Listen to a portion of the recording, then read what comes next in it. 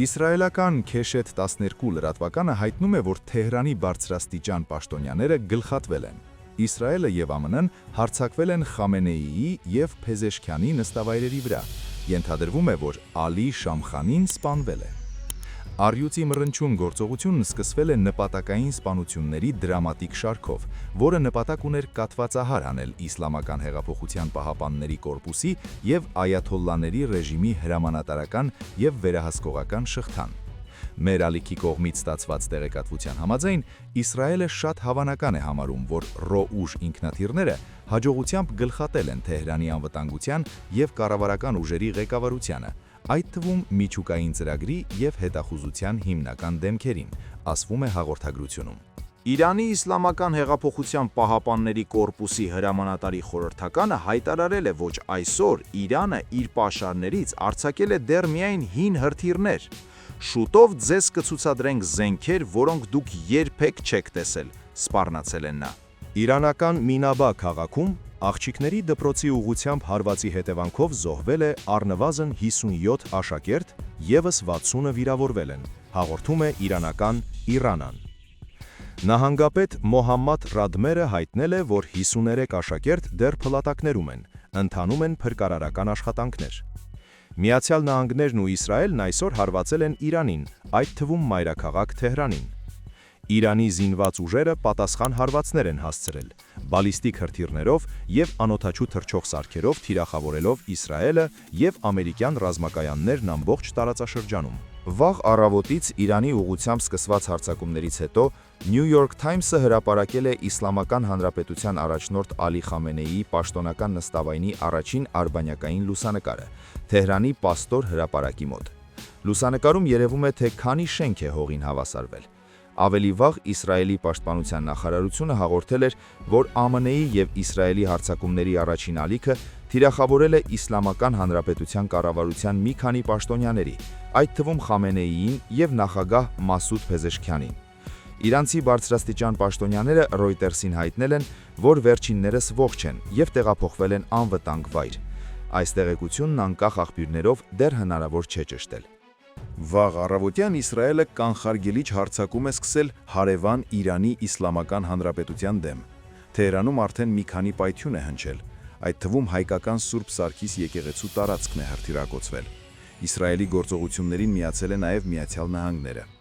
ԳԱ Արևելագիտության ինստիտուտի նախկին տնօրեն ակադեմիկոս թուրքագետ Ռուբեն Սաֆրաստյանի գնահատմամբ երկու վտանգ կա։ Նախ կարող է այս հակամարտության ռեգիոնալիզացում տեղի ունենա, քանի որ Իրանն արդեն ավիահարվածներ է հասցրել արաբական մի շարք երկրների, որտեղ տեղակայված են ամերիկյան ավիաբազաները, կան նույնիսկ զոհեր։ Երկրորդ վտանգն ավելի իրական է թվում։ Կարծում եմ Միացյալ Նահանգների կողմից այս գործողությունները, այդ թվում Իսրայելի կողմից, ոչ միայն ռազմական նպատակներ ունեն, այլև շատ հստակ է, որ ցանկանում են փոխել Իրանում քաղաքական ռեժիմը։ Այս մասին նաև Թրամփը խոսեց։ Սա նշանակում է, որ Իրանը կարող է հայտնվել շատ ծանր դրության մեջ, երբ երկրում սկսվել են տարբեր գործողություններ, մի կողմից հակակառավարական, մյուս կողմից կառավարության կողմնակիցների։ Կարող են լինել զինված բախում։ Շատ մեծ վտանգ է նաև այն, որ բախումներ սկսվեն էթնիկական հողի վրա։ Գիտենք, որ Իրանը բազմաէթնիկ երկիր է։ Իսրայելի վարչապետը մի քանի ժամ առաջ իր հայտարարությունում հատուկ կոչ արեց էթնիկ փոքրամասնություններին զենք վերցնել եւ փողոց դուրս գալ ռեժիմի դեմ պայքարելու համար։ 168 կետեյեմի հետ զրույցում ասաց Ռուբեն Սաֆրաստյանը։ Ըստ նրա, եթե Իրանի դեմ հարձակվողները կարողանան փոխել քաղաքական ռեժիմը, ապա դա շատ վտանգավոր իրավիճակ է ստեղծում։ Ավելին, Իրանի դեմ այս գործողությունները կարող են դադարեցվել այն դեպքում միայն, եթե ամերիկացիները կարողանան հասնել իրենց նպատակներին։ Իրանի եւ Միացյալ Նահանգների միջև ընթանում էին ոչ թե բանակցություններ, այլ Միացյալ Նահանգների կողմից Իրանին ուղղված ուլտիմատում էին, որով ցանկանում էր, որպեսզի իր բոլոր պայմաններն Իրանն ընդունի, ինչը հավանական չեմ համարում։ Խոսքը վերաբերում է միջուկային զենքի, բալիստիկ հրթիռներին, նաև որպեսզի Իրանը հրաժարվի իր պրոքսի ուժերից, նա Իրանում տեղի ունենա քաղաքական ռեժիմի փոփոխություն։ Կարծում եմ այս պայմաններն Իրանի համար անընդունելի են, դրա համար այս ամենը կշարունակվի, հավելեց թուրքագետը։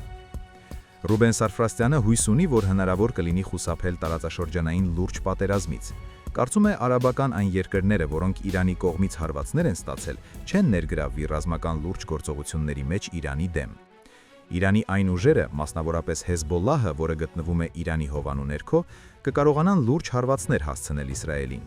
Իրաքում էլ իհարկե Իրանի ազդեցության տակ գտնվող ուժեր կան, բայց ըստ իս նրանց դեմ աշխատանք տարվել է, թուլացվել են նրանց հնարավորությունները։ Այնպես որ ռեգիոնալիզացման վտանգն այս պահին ավելի ցածր եմ գնահատում, ընդգծեց Ռուբեն Սաֆրաստյանը։ Հիշեցնենք, որ նախորդ տարի ամռանը հունիսին Իսրայելը կրկին հարձակում էր իրականացրել Իրանի դեմ։ Ռազմական գործողությունները տևեցին 12 օր։ Ժնևում ԱՄՆ-Իրան բանակցություններից ժամեր անց այսօր առավոտյան Իսրայելն ու ԱՄՆ-ն համատեղ ռազմական գործողություն սկսեցին հարևան Իրանի Իսլամական Հանրապետության դեմ, օդային հարվածներ հասցնելով Թեհրանում մի շարք պետական թիրախների։ Իրանական կողմը կորուստների մասին սուղ տեղեկատվություն է տարածում, երկրում անջատվել է նաև ինտերնետը, սակայն մի շարք աղբյուրների փոխանցմամբ ԻՀՊԿ-ի շարքում էական կորուստներ է կրել իրանական կողմը, իսկ բարձրաստիճան պաշտոնյաները ըստ նախնական տեղեկությունների չեն տուժել։ Խոսքն ԻՀ հոգևոր առաջնորդ Ալի Խամենեի նախագահ Մասուդ Փեզեշքիանի մասին է։ Ի տարբերություն 2025 թվականի 12-օրյա պատերազմի, երբ օրեր պահանջվեցին, որպեսզի Իրանը հաղթահարի իսրայելական հարվածային ալիքը, այս անգամ հարձակումից 2-3 ժամ անց Իրանը համակարգված հարվածներ սկսեց Իսրայելի ու Մերձավոր Արևելքում տեղակայված ամերիկյան բոլոր ռազմաբազաների ուղղությամբ, հրթիռներ ուղարկելով ըստ էության Պարսից ծոցի բոլոր երկրներ։ Զուգահեռաբար Իրանից կոշտ հայտարարություններ հնչեցին, որ Իրանի համար կարմիր գծեր չեն լինելու, եւ Իրանը թիրախավորելու է այն երկրների տարածքը, որտեղից կլինեն հարվածներ Իրանին։ ԱՄՆ նախագահ Դոնալդ Թրամփի եւ Իսրայելի վարչապետ Բենյամին Նեթանյահուի հայտարարությունները ճուշացան։ Թրամփը հայտարարեց. ԱՄՆ կոչնչացնի Իրանի հրթիռները, նավատորմը եւ հողին կհավասարեցնի ռազմական արդյունաբերությունը, կոչ անելով Իրանի Իսլամական հեղափոխության պահապանների կորպուսին վայր դնել զենքերը, ասելով, որ նրանց հետ կվարվեն արդարացիորեն, լիակատար անձեռնմխելիությամբ, հակառակ դեպքում կհայտնվեն անխուսափելի մահվան առջև։ Երբ մենք ավարտենք, վերցրեք կառավարությունը, այն ձերն է լինելու։ Սա հավանաբար կլինի ձեր միակ հնարավորությունը մի քանի սերունդների համար, դիմելով Իրանի ժողովրդին, ասաց Թրամփը։ Նեթանյահուն էլ իր հերթին հայտարարեց, որ ժամանակն է Իրանի ժողովրդի բոլոր շերտերը, պարսիկները, քրդերը, ադրբեջանցիները, բելուջները եւ ահվազիները թոթափեն բռնականության լուծը եւ ստեղծեն ազատ եւ խաղաղասեր Իրան։ Իրանի ԱԳՆ-ն ագրեսիայից ժամեր անց հայտարարություն տարածեց, նշելով իրանական քաղաքացիական եւ ռազմական օբյեկտներին հարվածները հասցվել են դիվանագիտական գործընթացի ժամանակ։ ԱՄՆ-ի եւ սիոնիստական ռեժիմի կրկնակի ռազմական ագրեսիան տեղի ունեցավ այն ժամանակ, երբ դիվանագիտական գործընթաց էր ընթանում Իրանի եւ ԱՄՆ-ի միջև, ասվում է հայտարարության մեջ։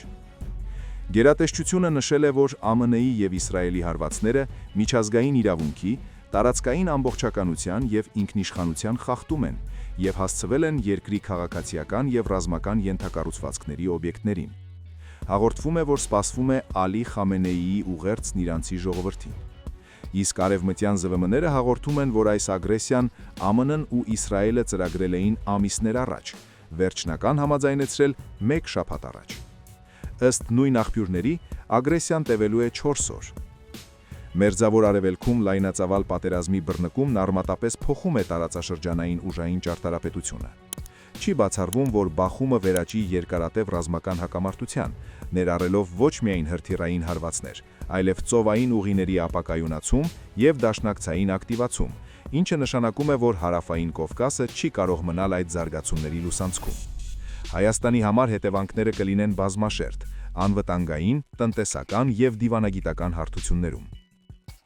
168.am-ի հետ զրույցում ռուս ռազմաքաղաքական վերլուծաբան Ալեքսանդր Խրամչիխինն ասաց, որ չնայած տևական սպառնալիքներին, Իրանի համար պատերազմն անսպասելի սկսվեց բանակցային գործընթացի կիզակետում, կողմերի շփումների ընթացքում, ինչն այս բանակցությունները լիարժեք տապալում է, փակելով դուռը բանակցությունները վերսկսելու հնարավորության առջև։ Նրա խոսքով դատելով հարվածների աշխարհագրությունից եւ ընդհանուր առմամբ ավելի լայն քաղաքական միտումներից, այս հարձակումը վաղուց ծրագրված բնույթ էր կրում։ Սակայն թե որքանով էր արդյունավետ, ասելը դեռ բարդ է։ Այնուամենայնիվ, որքան էլ կար անսպասելիության գործոն, տեսնում ենք պլանավորում նաև իրանական կողմում։ Պլանավորումը կայանում է նրանում, որ Իրանը հստակորեն ուրվագծած ծրագրով է առաջ շարժվում, ունենալով հստակ ռեգիոնալ թիրախներ, ինչպես նաև ներքին որոշումներ երկրում քաոսային իրավիճակ թույլ չտալու համար։ Այսինքն ագրեսիայի առաջին իսկ ժամերին այն վերածվեց ռեգիոնալ էսկալացիայի, քանի որ Իրանն ընդլայնեց դրա աշխարհագրությունը։ Որքանով նաև այս պլանը կհաջողվի, ցույց կտան առաջիկա ժամերը եւ օրերը, սակայն տեսնում ենք, որ Իրանը ավելի լավ պատրաստված է կարծես, նշեց վերլուծաբանը։ Նրա որակմամբ աշխարհաքաղաքական անվտանգային հետևանքները շատ տարբեր կարող են լինել, հաշվի առնելով թե Իրանի դաշնակիցների հնարավոր արձագանքը, թե Իրանի հնարավոր նոր որոշումները, ինչպիսին է օրինակ Հորմուզի նեղուցի փակումը։ Ինչ վերաբերում է Հարավային Կովկասին, ապա նրա խոսքով սա սահմանային անվտանգության համար մարտահրավեր է, կախված նաև այն հանգամանքից, թե որքան կերկարաձգվի ու ինչ ընթացքով կզարգանա։ Ըստ նրա, Հայաստանն Իրանի հետ ունի սահման, որը ներկայումս ոչ միայն տնտեսական, այլև ռազմավարական կապուղի է, քանի որ ՀՀ-ն ունի երկու փակ սահման, ուստի Իրանում ստեղծված իրավիճակը փոխում է իրավիճակն այս հատվածում։ Այս համատեքստում, ըստ նրա, Հայաստանի եւ այլ հարևանների համար ռիսկը ոչ թե ուղղակի ռազմական ներգրավումն է, այլ նաև կողմնակի ազդեցությունը։ Եթե իրավիճակը երկարաձգվի, փախստակների հոսքեր հնարավոր է լինեն, այդ հոսքերը կարող են լինել շատ, ուստի դրան պետք է պատրաստ լինել կառավարելի իրավիճակ պահպանելու համար։ Կարծում եմ, հաշվի առնելով Իսրայել-Իրան կապերը, Իրանն ուշադրության կենտրոնում է պահելու Ադրբեջանին, այդ մասին բազմիցս հայտարարվել է, նկատեց նա։ Վերլուծաբանը նշեց, որ պատերազմն անմիջապես ազդում է էներգակիրների շուկայի վրա, եւ եթե խաթարվում է Հորմուզի նեղուցի անվտանգությունը կամ փոխվում կարգավիճակը, նավթի գները կտրուկ աճում են։ Դա ազդելու է բոլոր ռեգիոնների վրա։ Վերլուծաբանի կարծիքով, Հարավային Կովկասում հաստատված փխրուն իրավիճակի համար ստեղծված բռնկումն Իրանի շուրջ մեծ մարտահրավեր է։ Նրա կարծիքով, բնականաբար ստեղծված իրավիճակում, ունենալով հարաբերություններ ԱՄՆ-ի ու Իրանի հետ, Հայաստանի համար նախընտրելի է պահպանել չեզոքություն, միաժամանակ ակտիվացնելով դիվանագիտական կապերը բոլորի հետ։ Ըստ նրա, ոչ պակաս հետաքրքիր է նաև հանգամանքը, թե ինչպես կդիրքավորվի Ռուսաստանը։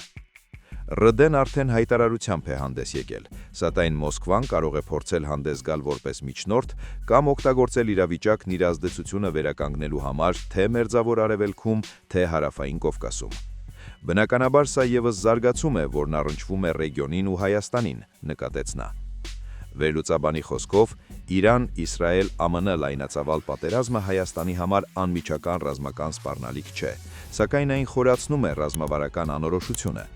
Ուստի Հայաստանի համար կարևոր է պահպանել Իրանի հետ սահմանային կայունությունը, կարևոր է ակտիվացնել դիվանագիտությունը բոլոր ուղղություններով, պետք է լինել կայուն, կանխատեսելի գործընկեր։ Հաշվի առնելով հանգամանքը, որ ՀՀ-ԱՄՆ կապերը, ՀՀ մասնակցությունը Թրամփի խաղաղության խորհրդում վստահաբար անհանգստություն է Իրանի համար, ուստի ընդհանուր առմամբ ստեղծված բարդ աշխարհաքաղաքական իրավիճակում սխալ հաշվարկը կարող է հետևանքներ ունենալ, ասաց նա։